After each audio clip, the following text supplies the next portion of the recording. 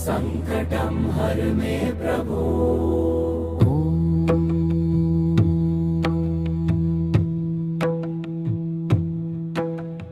नमो वायुपुत्राय रामदूताय धीमहि भक्तरक्षाय वीराय संकटं हर मे प्रभो।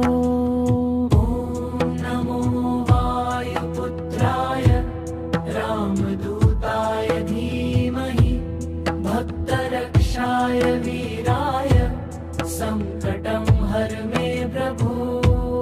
बलं बुद्धिं च मे देहि भक्तिं रामपदेषु च हनुमन्तं नमस्यामि सर्वमङ्गलकारकं भावार्थ। हे पवन पुत्र हनुमान जी, आप श्री राम के दूत,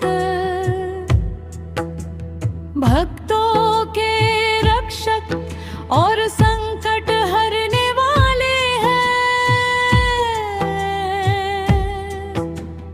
मुझे बल बुद्धि साहस और श्री राम के चरणों में अटूट भक्ति प्रदान करें। आपको बार बार प्रणाम।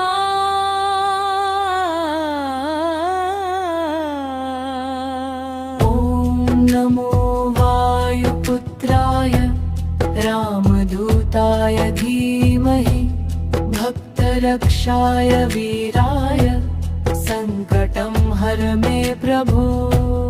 बलं बुद्धिं च मे देहि भक्तिं रामपदेषु च हनुमन्तं नमस्यामि